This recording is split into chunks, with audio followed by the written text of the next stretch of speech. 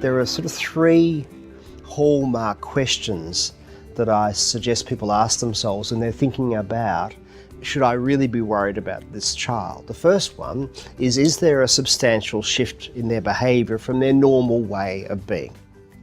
The second one is there a shift across settings?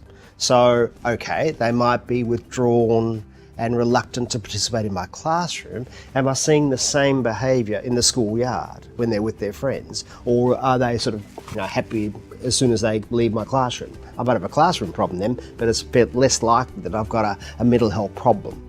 And the third one, and I think it's probably to some extent the most important, is how anxious do I feel on that child's behalf? I think we're all sensitive, and we have our own kind of barometer of anxiety about people. And when we really feel like we're really starting to worry about a kid, it's a fair indication that maybe we should be thinking more deeply, perhaps consulting more broadly, or considering other strategies to help them improve. One of the things that teachers are fortunate with is that they get to see a lot of children. And in seeing a lot of children on a day-to-day basis and over time, they get to be pretty good judges of what's usual and what's typical and what's not.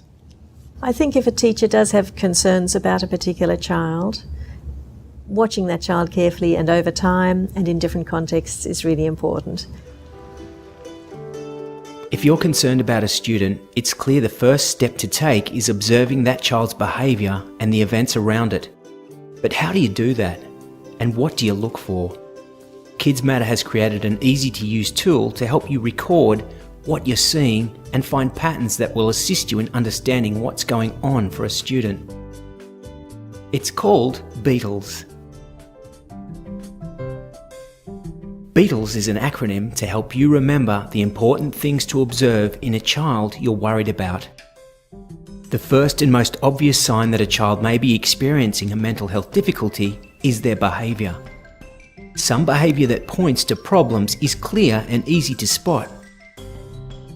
But there is a wide variety of other behaviour that can be equally important to look for. You may also see signs in how the student is taking in lessons and in how she is getting along with others.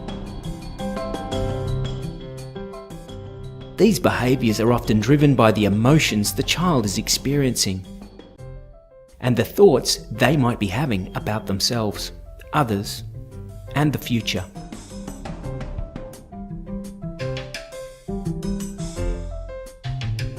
The BEATLES tool can help you take notes about all these areas over time and build up a clearer picture of what might be going on.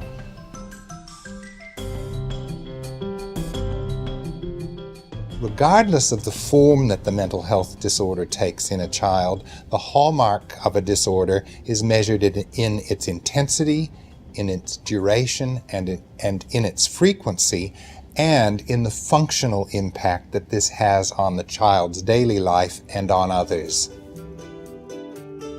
Getting perceptions from other people within the school environment and also hopefully from the home environment as well is really important to help the teacher, but also to help any other professionals who are involved to get an accurate picture on what's going on with this child. Observation tools can be really useful with children because you really get a perspective on what's happening for them through their behaviour. They're not always that great at communicating in words so much. And if you can use the right observation tools in the right ways, you can really get a clear understanding of where the kid's at, what the problem is, and which means you can get help quicker and you can get the right kind of help to them quicker.